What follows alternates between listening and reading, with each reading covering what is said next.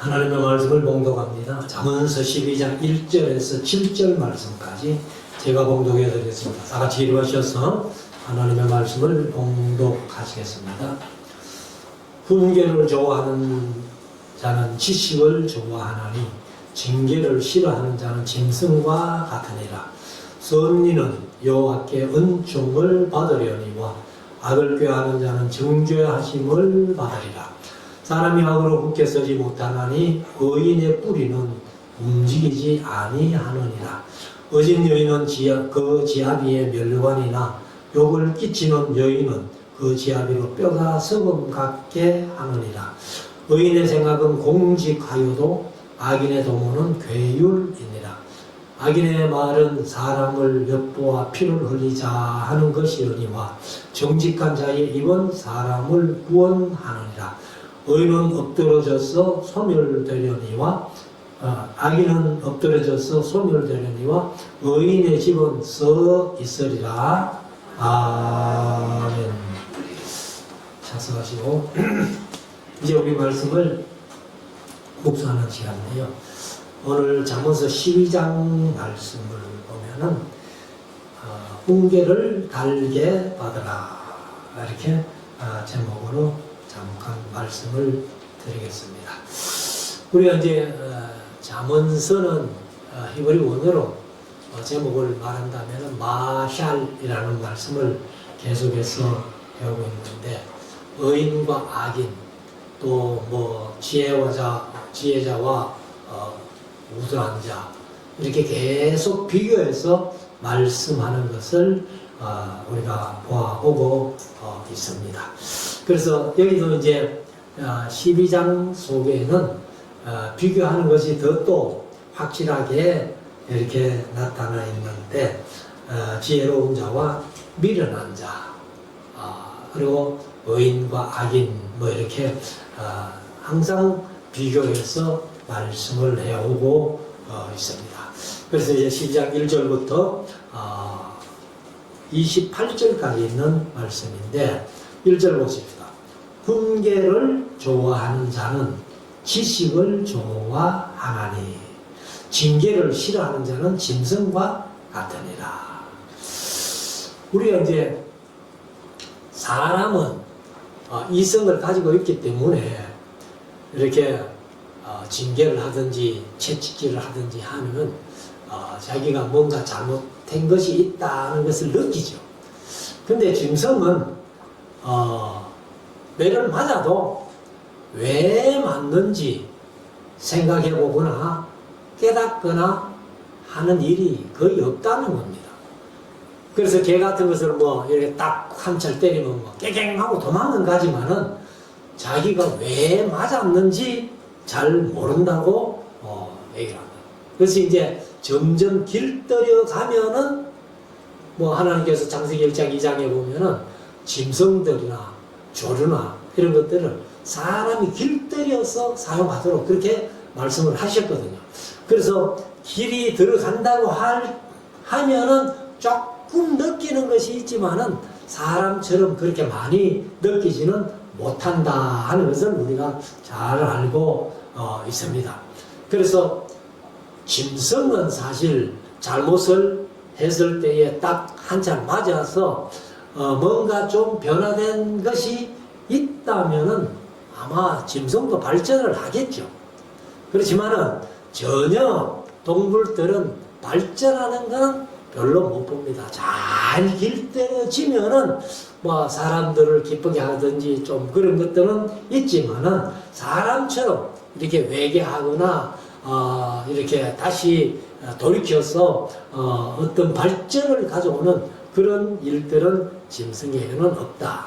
그래서 여기 보면은 이제 훈계를 좋아하는 자는 지식을 좋아하나니 징계를 싫어하는 자. 그래서 두드려 맞아서도 뭔가 깨닫지 못하고 이렇게 하는 자는 짐승과 같다. 이렇게 표현을 합니다. 자, 2절. 선인은 이렇게 했는데, 제가 이제 히브리어 단어 중에서 좀 좋아하는 단어 중에 하나가 토브라는 단어입니다. 여기 선인은 했는데 토거.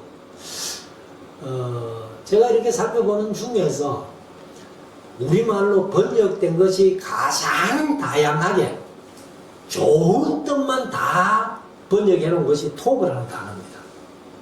그래서 뭐 간단하게 말씀드려도 좋은, 선한, 즐거운, 그리고 명사로는 선, 이익, 번영, 복주, 그리고 뭐 아름답다라고도 번역되어 있고, 이제 좋은 단어는 다 한국말로 번역할 수 있는 것이 토거라는 단어인데, 여기 이제 선인은 했는데 선한 사람이겠죠. 여호와께 은총을 받으려니와 악을 꾀하는 자는 정죄하심을 받으리라. 그래서 하나님께서 항상 이제 악한 자들은 죄를 정했다는 거예요. 정죄했다는 겁니다. 3절 사람이 악으로 굳게 서지 못하나니 의인의 뿌리는 움직이지 아니하느니라. 그래서 사람이 악으로는 절대로 뿌리가 깊지 못하게 서지 못한다. 그렇지만 의인의 뿌리는 아주 견고하게 흔들리지 않는 그런 뿌리를 가지고 있다. 이렇게 표현하죠. 4절 어진 여인은, 어진이라는 말은 여기 어진이라고 번역했는데 하일이라는 단어가 힘입니다. 힘, 능력. 그래서 능력 있는 여인은 그렇게 번역하는 게 차라리 나을 것 같은데 왜 어진이라고 그렇게 했는지 모르겠습니다. 힘, 능력, 부, 재산, 군대, 이런 것을 가지고 있는 하일이라는 단어인데 우리말로는 이제 어진이라고 번역을 했어요. 그래서 차라리 막 능력 있는 여인은 이렇게 하는 게 안 좋겠나. 그래서 여인은 그 지하기에 면류관이나, 면류관 혹은 뭐 화관 이렇게 얘기를 하는데, 면류관이나 욕을 끼치는 여인은 그 지하비로 뼈가 서금 같게 하느니라. 그래서 뼈가 썩는다는 것은 뭘 얘기를 해요? 남편에게 고통을 준다가 말이에요. 그래서 우리가 이제 인간관계 속에서 어떤 사람과 이렇게 관계할 때에 인간관계가 편안하지 않고 인간관계 속에서 자꾸 어떤 아픔이나 상처를 내고 하면은 그 사람이 얼마나 괴롭겠어요. 그래서 이제 뼈가 서금 같다 이렇게 표현을 하고 있습니다. 그래서 이 뼈가 서금 같은 그런 고통 속에 살아가는 남편이 아니라 몸에 양약이 되는 이런 이제 삶을 살아야 되는데, 잠언서 16장 24절에 보면은 선한 말은 꿀송이 같아서 마음에 달고 뼈에 양약이 되느니라. 뼈에 양약이 된대요. 그래서 선한 말을 많이 하는 사람은 이제 뼈에 양약이 되고, 이제 뼈가 서금 같다 하는 거하고는 전혀 반대되는 그런 말이죠. 잠언서 17장 22절에도 마음의 즐거움은 양약이라도 심령의 근심은 뼈로 마르게 하느니라. 그래서 뼈가 서금 같게 하는 거나 뼈로 마르게 하는 거나 똑같은 뜻을 가지고 있죠. 고통이라는 겁니다. 그래서 우리가 이 세상 살아가면서 어떻게든지 마음에 그 선한 말을 통해 가지고 뼈로 양약이 되게 할지언정 뼈가 서금 같게 하든지 뼈로 마르게 하든지 이런 삶은 안 했으면 좋겠다 이렇게 생각을 하고 있습니다. 그래서 우리가 사실 우리의 마음이 편안하려면은 좋은 말, 서로 의지되는 말, 이런 말들을 하면 좋은데, 우리가 마태복음 16장에 보면은 마태복음 16장이죠. 16장에 보면은 예수님께서 이제 가이사라 빌립보에 가셔가지고 사람들이 나를 누구로 하느냐 했을 때에 들으는 세례 요한, 들으는 엘리야, 들으는 예레미야, 또 들으는 뭐 어떤 선지자 중에 하나였습니다 라고 대답을 할 때에 예수님께서 그러면 세상 사람들은 그렇게 얘기한다 손치더라도 너희는 나를 누구로 하느냐고 물었을 때에 베드로가 자신의 대답을 했죠. 주는 그리스도이시오 살아계신 하나님의 아들입니다.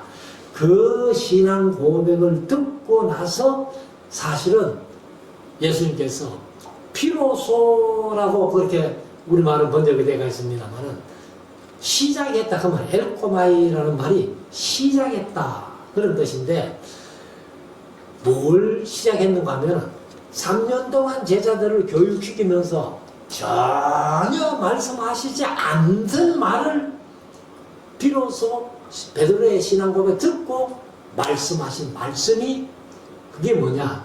내가 예루살렘에 올라가서 장로들과 대제사장들과 많은 사람들에게 죽임을 당한다.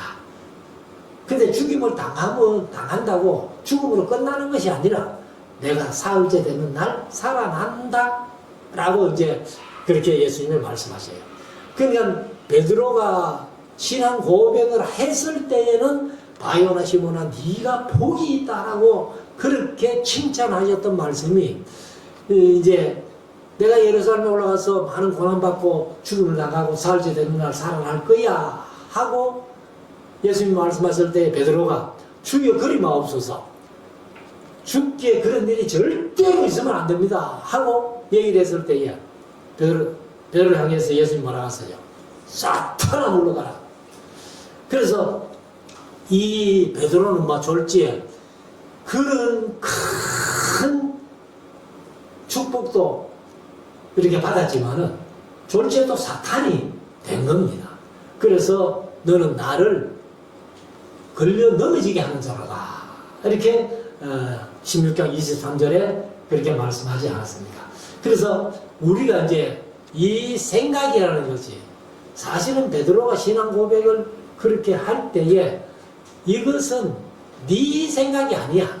너가 한 게 아니고 하늘에 계신 아버지께서 그런 고백을 하게 해주셨다 이렇게 말씀하시는데 실제적으로 예수님이 고난받고 죽임 당한다고 했을 때에 그거는 베드로 마음이에요. 베드로 생각이에요. 그리 마옵소서. 절대로 예수님께 그런 일이 있으면 안 됩니다. 그렇게 얘기를 했지 않습니까? 그래서 우리의 어떤 생각이나 이런 것들이 마음속에 떨어질 때에 우리는 그 마음속에 떨어진 씨앗을 조심해야 돼요. 그것이 잘못 내 입을 통해 가지고 말이 나가면은 참 어려움을 겪게 된다. 그래서 여기 어진 여인은 지아비에 멸류관나 욕을 끼치는 여인은 지아비로 뼈가 썩음 같게 한다라고 말씀을 합니다. 5절 의인의 생각은 공직하여도 공직이라는 말이 공적인 직장을 가진 건 아니죠. 여기 정직입니다. 정직. 그래서 개정은 정직이라고 했어요. 그래서 공직하여도 악인의 도모는 도모가 이제 이 어떤 조언을 주는 것, 지도해주고 조언하는 그런 상담해주는 그런 내용인데 악인의 그런 조언이나 지도나 상담이나 이런 것들은 괴율이라는 거예요. 개정은 속임이라는 거예요. 그러니까 악인들이 잘 이렇게 뭐 교훈해주고 지도해주고 조언해주는 것 같이 되지만은 그것은 결국 속이는 거다. 그렇게 말씀을 합니다. 그래서 여기 이제 의인의 생각은 공직이라고 했는데 공직이 뭐냐면 공평하고 정직하다. 공의하는 것은 공평과 정의를 얘기를 하는 거고 그래서 공직을 이제 공평하고 정직한 것인데 악인의 도모는 속임이다. 괴율이다.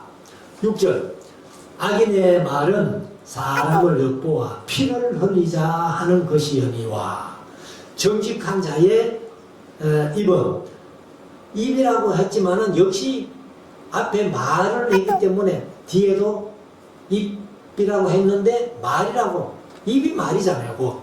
그래서 입은 사람을 구원하느니라. 그러니까 악인들은 사람의 피를 흘리자 하고 사람에게 해를 끼치도록 그렇게 생각하고 말하는 것인데, 정직한 자는 바로 그 사람을 구해주고 좋은 쪽으로 이끌 수 있다는 것을 말씀을 합니다. 7절, 악인은 엎드러져서 소멸되려니와 의인의 집은 서 있으리라. 그러니까 소멸되는 거하고 계속 서서 유지되는 것하고는 차이가 많잖아요. 그러니까 악인과 의인이 이렇게 다르다는 겁니다. 8절, 사람은 그 지혜대로 칭찬을 받으려니와 마음이 패려한 자는, 패려한다는 것이 비뚤어진 이런 것입니다. 그래서 개역개정에는 9번으로 번역했는데, 마음이 굽은 자, 패려한 자는 멸시를 받으리라. 그래서 우리가 사실 이제 잠언의 목적을 한마디로 딱 말씀드리면, 지혜롭게 의롭게 공평하게 정직하게 살도록 이렇게 훈계를 주는 것이 잠언인데, 이 잠언의 말씀대로 이렇게 이제 지혜를 가지고 이렇게 사람을 대하면은 칭찬을 받는다는 거죠. 칭찬을 받는데, 그런데 악인들은 그렇지 못하다. 그래서 마음이 패려한 자는 멸시를 받으리라. 9절, 비천히 여김을 받을지라도, 비천히 여김을 받을지라도 업신 여김을 받는다는 거예요. 그래서 종을 부리는 자는 스스로 높은 채하고도 음식이 핍절한 자보다 나으니라. 이거는 이제 좀 이게 확실히 좋다 그런 뜻은 아니고, 그럴 것보다는 차라리 이렇게 좀 비천히 여김을 받아도, 그냥 다른 사람에게 업신 여김을 좀 받는다 손 치더라도 내가 종을 부릴 만큼 이렇게 부여한다면은 스스로 높은 채하고도 핍절한, 가난해서 먹을 것도 없는 그 사람보다는 낫지 않느냐, 이런 뜻이죠. 그래서 우리가 잘난 채하고 이렇게 하지만은 음식도 제대로 못 먹을 정도의 그렇게 한 것이 왜 그러냐? 게으르기 때문에 그렇다는 거예요. 만약에 부지런하면은 이렇게 집에 재물도 쌓이고 할 텐데, 너무 게을러서 이렇게 음식을 못 먹을 정도의 게으름을 피울 그 사람보다는 차라리 업신 여김을 받아도 종을 부리는 게 낫지 않겠느냐, 이렇게 표현합니다. 10절, 의인은 그 육축의 생명을 돌아보나. 그러니까 의인들은 짐승의 생명도 귀하게 여긴다는 거죠. 그러나 악인의 긍휼은 잔인이니라, 이렇게 표현하고 있습니다. 우리가 아프리카 선교사로 유명한 슈바이처 박사 있죠. 슈바이처 박사인데, 알베르토 슈바이처라는 그런 사람인데, 이 사람이 사실은 신학적으로는 별로 좋은 사람이 아니에요. 그래서 아주 급진적이고 혁신적인 신학자고 행동하는 신비주의자다, 이렇게 표현할 정도로 신학적으로는 영 좋은 사람이 아닙니다.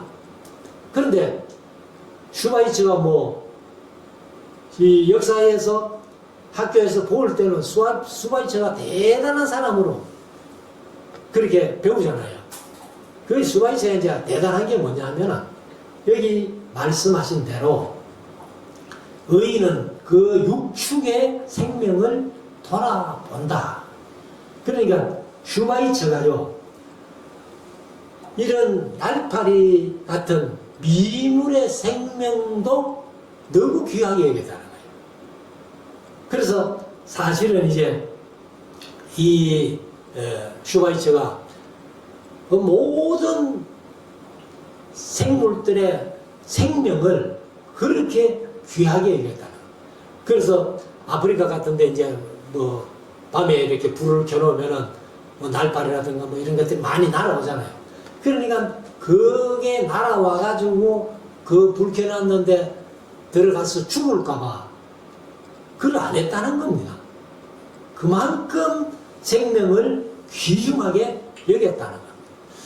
그래서 우리가 이제 뭐 노르모산 에스라사 하우스에서는 많이 강조하는 말씀인데, 이 엘리자베스 로긴이라는 사람이 책을 하나 썼는데, 세상에 나쁜 벌레는 없다. 세상에 나쁜 벌레는 없다는 거예요.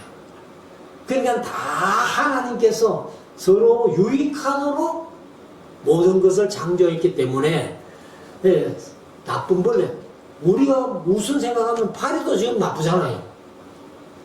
그리고 뭐 모기, 그 다음에 뭐 벼룩, 이, 뭐 이런 것들 생각해 보면은 요즘은 사실 뭐 이 없는 것만 해도 얼마나 다행이에요.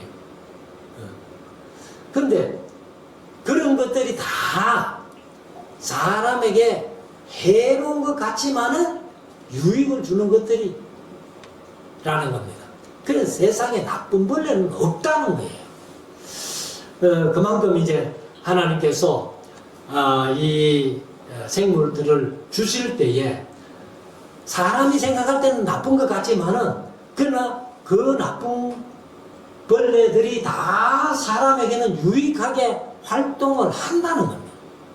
근데 우선 보기에 막 좀 징그럽고 귀찮고 뭐 이러기 때문에, 아이고 이거 뭐 나쁜 것, 그래가지고 해충이라 그러죠. 해충. 근데 사실은 이 말을 바꿔 말하면 해충은 없다는 거예요. 자, 11절.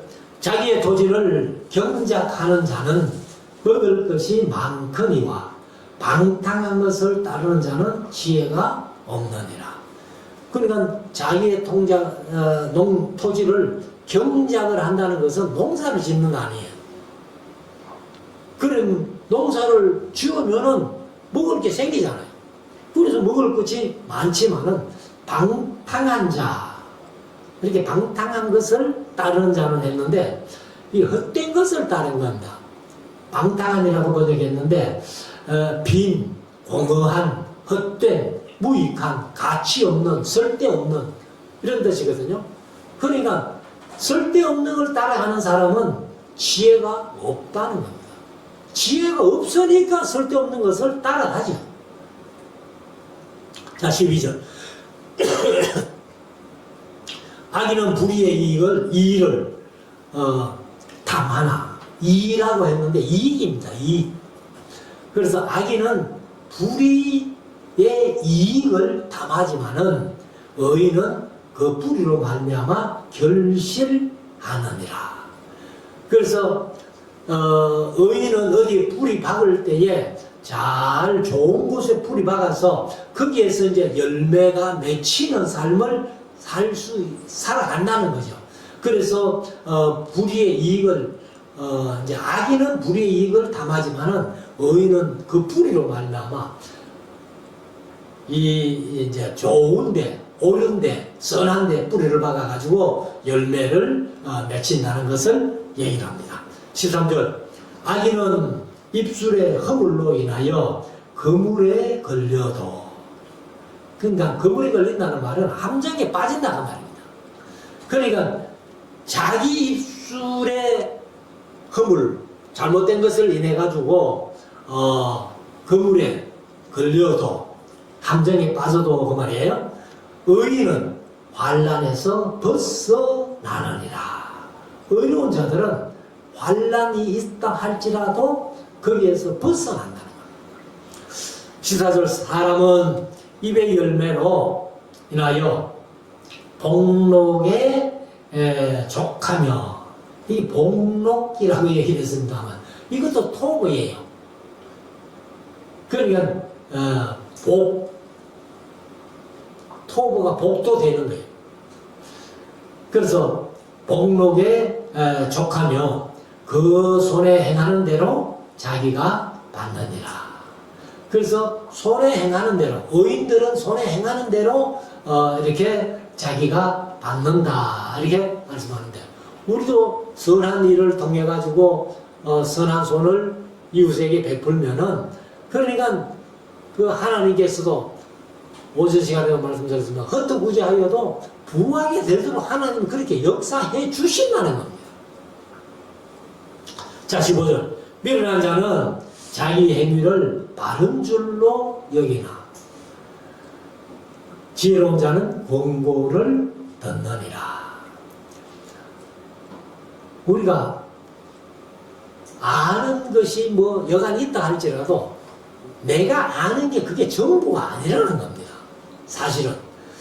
그래서 우리가 꼭 잊지 말고 마음속에 새겨야 될 것이 내가 공부한 것이 다가 아니다. 내가 공부한 것이 다가 아니다. 그래서 내가 미처 몰라서 못 행하는 것들도 있다. 그래서 우리가 이제 사람은요, 끊임없이 배워야 된다는 거예요. 그래서 요즘은 학교마다 평생교육원을 만드는 학교들이 많이 있는데, 제가 어릴 때 우리 할아버지 할머니가 어린아이에게라도 배울 게 있다는 겁니다. 어른이. 그래서 항상 우리가 좋은 쪽으로 공부하도록 이렇게 많이 배워야 된다는 것을 얘기를 하고 있습니다. 그래서 지금은 아마 세상을 떠난 분으로 하는데 목사님 중에 방치일 목사님이라는 분이 있었어요.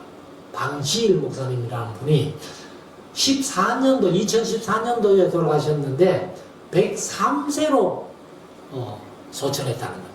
103세로. 지금 김형석 교수가 104세인가 그렇죠? 근데 아직 생존해가 있고, 그분이 이제 기네스북에 하나 올려간 게 있는데, 최고령으로 104세에 책을 하나 발간했다는 거예요. 그래가지고 그게 기네스북에 올라갔답니다.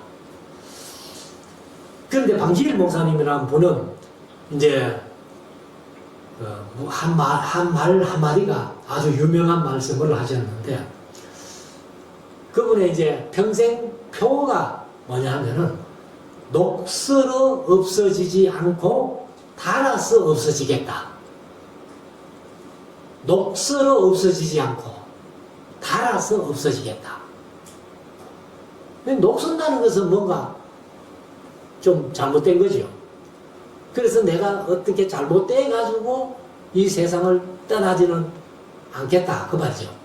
그래서 열심히 해가지고 내 몸이 따라서. 그래서 구약성경에 보면은 믿음의 선진들이 아브라함을 비롯해서 그 믿음의 선진을 번할 때에 나이 많아 기운이 지나여 열조에로 돌아갔더라. 그러니까 나이 많은 것도 많지만은 병들어서 죽은 게 아니고 기운이 지나여. 그래서 우리가 이 세상 살아가면서 참 뭐 병들어 죽는 것도 많잖아요. 그런데 우리가 이제 성경 말씀 중심으로 해서 믿음으로 살아간다면은 병들어 죽는 것보다는 기운이 지나여, 나이 많아 기운이 지나여 열조액으로 갈 수 있는, 그것이 참 큰 축복이죠. 그래서 이 닳아서 없어지겠다는 방지일 목사님의 말씀처럼 우리도 살아있는 동안에 열심히 좀 공부하고 배웠으면 좋겠다. 근데 저도 지금은 뭐 좀 게을러진 거예요. 게을러지. 제가 좀 느끼는데 이래는 안 되겠는데 이렇게. 그 이제 은퇴를 했고 지금 설교를 하고 있습니다만, 옛날처럼 뭐 원어를 찾아보고 막 열심히 그렇게 하던 게 좀 많이 식었어요. 솔직히. 그래서 내가 뭐 앞으로 설교할 기회가 없고 강의할 기회가 없어도 언어를 찾아보는 거는 계속 해야 되겠다. 제가 그렇게 마음먹고 있습니다. 그래서 좀 열심히 하려고 하는데 우리 성도들이 아무리 연세가 많고 나이가 많아도 배우려고 애를 쓰는, 그래서 열심히 공부하는 그런 삶이 하나님 보시기에 좋은 삶이 아니냐. 그래서 미련한 자는 자기 행위를 바른 줄로 여기지만 지혜로운 자는 권고를 듣는다는 거예요. 그래서 그 권고가 이제 뭐냐면은 다른 사람들이 그거 잘못돼서 하고 충고해 주든지 조언해주는 그런 소리를 들어야 된다. 16절, 미련한 자는 분노를 당장에 나타내거니와 슬기로운 자는 수욕을 참느니라. 저도 이 말씀을 보고는 이거 나도 별 수 없이 미련한 놈이네, 이런 게 느껴지는 겁니다. 왜 그런가 하면은 집사람이 좀 엉뚱한 소리 한마디 하면은 그걸 참지 못하고 버럭 화로부터 먼저 내는 그런 제가 스스로 좀 그런 걸 느끼는데, 그래서 미련한 자는 분노를 당장에 나타내거니와 슬기로운 자는 수욕을 참느니라, 이렇게 말씀해요. 이 대표적인 사람이 아마 다윗이라고 생각합니다. 다윗이 보면은 압살롬 아들에게 쫓겨가가지고 이제 예루살렘을 떠나서 요단강까지 건너가서 마나임까지 갔는데, 그 가는 길에 시므이라는 놈이 와가지고 다윗을 막 저주하잖아요. 저주했는데 그때 아비새가 이제 왕이여, 내가 저놈을 당장 가가지고 목을 칠까요? 그때 다윗이 뭐라 했어요? 가만둬라. 그냥 하나님이 시므이의 입을 통해 가지고 다윗을 저주하라 했는지 아느냐? 하나님이 시므이를 통해서 다윗을 저주해라 그렇게 했겠어요? 결론은 안 했잖아요. 우리가 끝에 보면. 그런데도 이 다윗이 시므이를 아비새가 칠까요 해도 치지 마라. 그래서 돌아올 때는 또 시므이가 와가지고 다윗을 영접하니까 내가 갈 때는 저주하던 놈이 이제는 어떻고 그렇게 하지 않고 죽이지 않기로 약속을 합니다.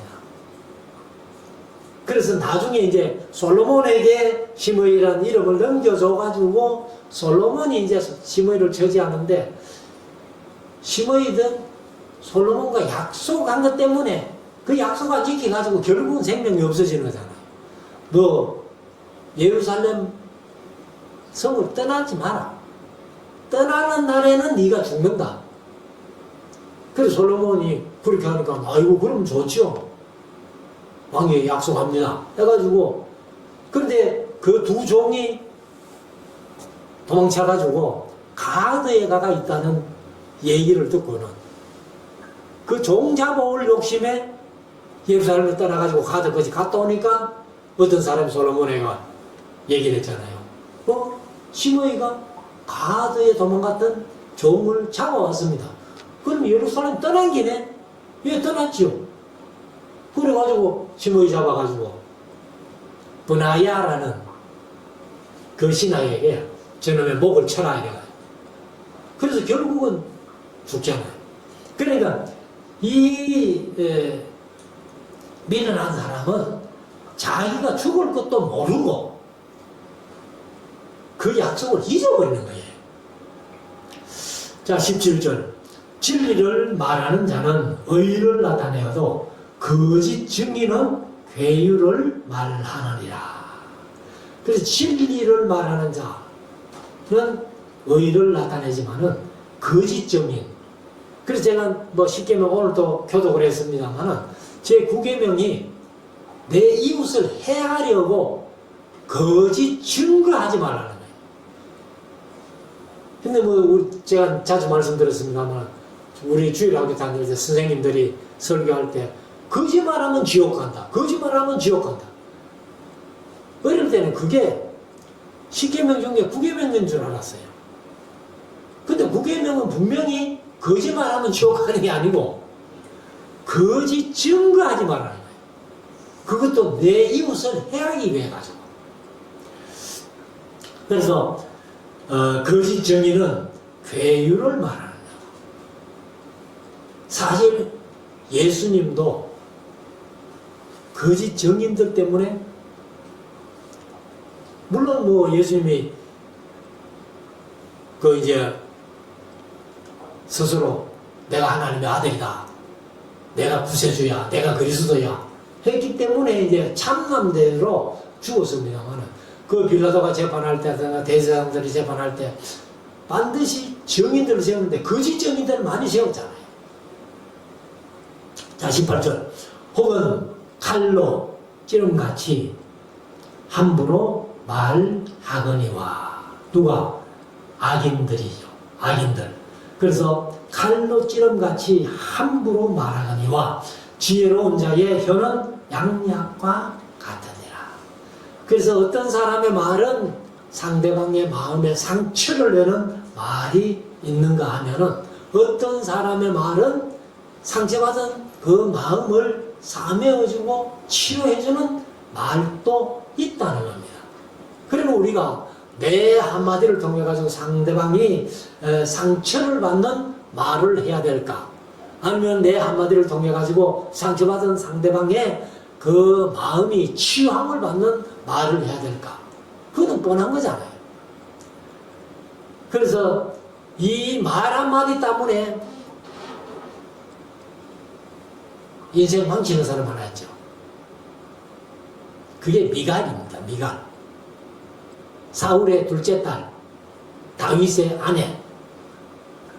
그래서 사무엘 하서 6장에 보면은 법궤 들고 이제 예루살렘에 올 때 다윗을 법궤에서 막 춤을 추고 하니까, 아이고 왕이 얼마나 영화로우신지 미련한 계집종 앞에서 자기 몸을 드러냈다 하고 한마디 하니까, 다윗이 이는 사람 앞에서 한 거지 않아, 내가 하나님 앞에서 한 거야.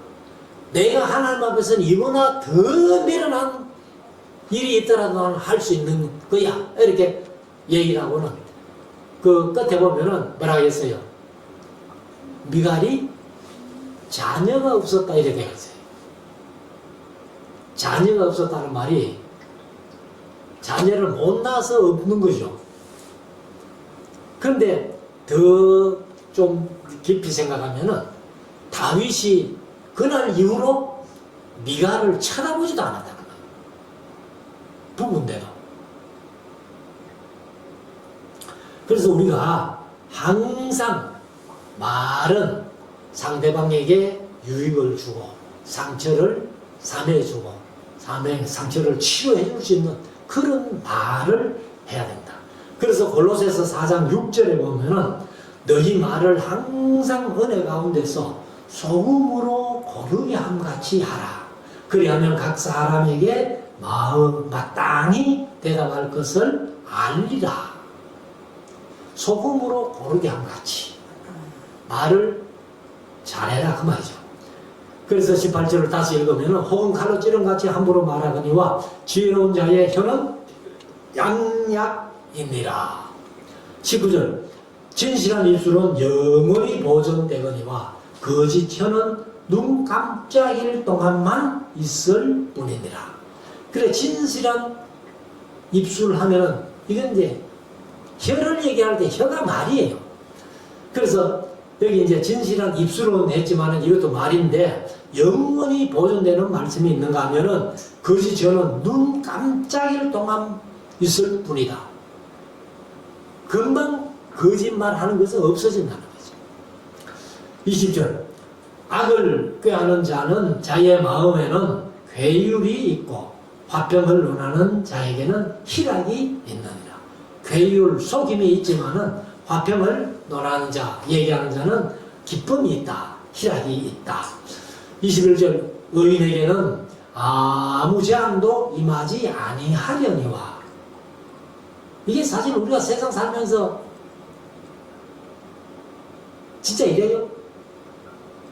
내가 의롭게 살고 싶어도 재앙이 때로 있는 것을 보잖아요. 그런데 솔로몬은 아무튼 의인에게는 아무 재앙도 임하지 아니하려니와 악인에게는 앙화가 가득하리라. 앙화라고 번역했는데 악한 겁니다. 나쁜 거, 해로운 거. 22절 거짓 입술은 여호와께 미움을 받아도 진실이 행하는 자는 그의 기뻐하심을 받느니라. 그러면 거짓 입술, 거짓말하는 것은 여호와께 미움을 받는다는 거예요. 그러나 진실이 행하는 자는 여호와께 기뻐하심을 받는다. 23절 슬기로운 자는 지식을 감추어 두어도 미련한 자의 마음은 미련한 것을 전파하느니라. 대도 안 하는 소리를 자꾸 짓거리면서 사람들에게 미움을 사는 그런 사람들이 있는가 하면은, 슬기로운 사람은 자기가 가진 지식을 이렇게 감춰주면서 필요한 때만 얘기함으로 말미암아 다른 사람에게 인정을 받는 그런 것을 얘기를 합니다. 24절 부지런한 자의 손은 사람을 다스리게 되어도 게으른 자는 부림을 받느니라. 그러니까 사람을 다스리는 사람과 부림을 받는 사람과는 차이가 많잖아요. 그래서 부지런한 자가 돼가지고 사람을 부릴 수 있는 그러한 다스릴 수 있는 그러한 사람이 되어야 되겠죠. 25절 근심이 사람의 마음에 있으면 그것으로 번뇌케 하나 선한 말은 그것을 즐겁게 하느니라. 그러니까 이제 근심이 마음속에 있으면은 사람을 번뇌케 한다는 거예요. 그 이제 번뇌케 한다는 것이 몸을 구부리다 이런 뜻이고 절하다 그런 뜻인데, 사실은 사실 마음에 근심이 있다면은 마음이 편하지 못한 것을 얘기를 하죠. 그러나 이제 선한 말은 그것이 뭐예요? 마음을 즐겁게 한다는 거죠. 그래서 베드로전서 5장 7절에 보면은 우리에게 염려가 없을 수는 없어요. 사람이기 때문에. 그러나 성경은 예수님께서 마태복음 6장에 염려하지 마라. 그리고 베드로 사도도 너희 염려를 다 주께 맡겨버리라 하고 베드로전서 5장 7절에 말씀합니다. 그리고 우리가 염려를 예수님께 맡기면은, 주께 맡기면은 저가 너희를 권고하시리라. 주님이 우리의 마음을 권고해 주신다. 다스려 주신다.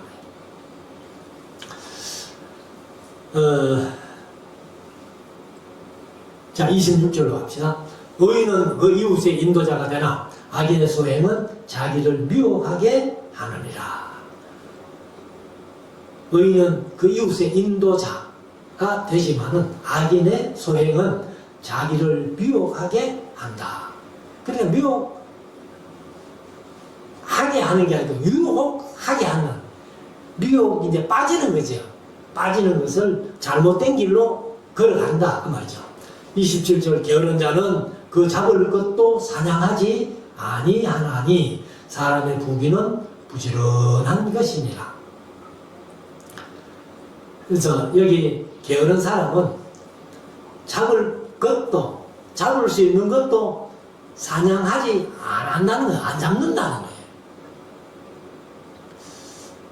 그래서 우리 이제 그 할머니가 늘 말씀을 하시던데, 어떤 사람은 요즘 남자들이야 다 아내 없어도 밥 차려 먹고 그래 하잖아요. 근데 옛날 어른들은 아내가 밥을 안 차려주면은 못 먹는 사람들이 많았다는 겁니다. 근데 밥을 스스로 차려서 먹는 거에 이제 아내가 차려놓지 않고 갑돌이가 이제 아내가 없어가지고 이렇게 자기가 차려 먹는 것도 요즘 남자는 다 찾아 먹는데 안 차려 먹는다는 거예요. 그래서 아내들이 가면서 상을 딱 차려가지고 숟가락만 들고 퍼먹을 수 있도록 차려놔도 그것도 안 먹는다는 거예요. 그게 어떤 남자의 자존심인지는 모르겠지만은 그만큼 게으르다는 얘기예요. 그래서 잡을 것도 사냥하지 아니하나니 사람의 부귀는 거기 이제 사람의 하는데 그 앞에 우리말로 번역 안 된 것이 하나 있는데 존귀한 사람의 부귀입니다. 존귀한 사람의 부귀는 부지런한 것이니라. 그래서 우리가 이 세상을 살아가면서 사람은 부지런해야 됩니다. 부지런해야 돼요. 그래서 어떻게든지 부지런하면은 먹을 것도 생기고 부지런해야 운동도 잘해요. 어떤 사람은 게을러서 운동 못하는 사람들도 많아요. 그래 이제 육체가 건강하지 못한 그런 분들도 많이 있습니다. 28절 마지막 절입니다. 의로운 길에 생명이 있나니. 여기 이제 개혁개정은 공의로운 길에 이래 있어요. 공의. 의로운 길에 생명이 있나니 그 길에는 사망이 없느니라. 의로운 사람의 길에는 사망이 없다는 것. 사망이 없으니까 생명이 있고 생명이 있으니까 사망이 없는 거죠. 그래서 우리가 이제 잠언서 1장에서 잠언의 목적이 지혜롭게 의롭게 공평하게 정직하게 살기 위해서 잠언을 기록했다 이렇게 표현을 하는데 우리가 의로운 삶을 살아서 생명의 길로 가지 승리하는 우리 모두가 될 수 있기를 주의 이름으로 축원합니다. 기도드리겠습니다.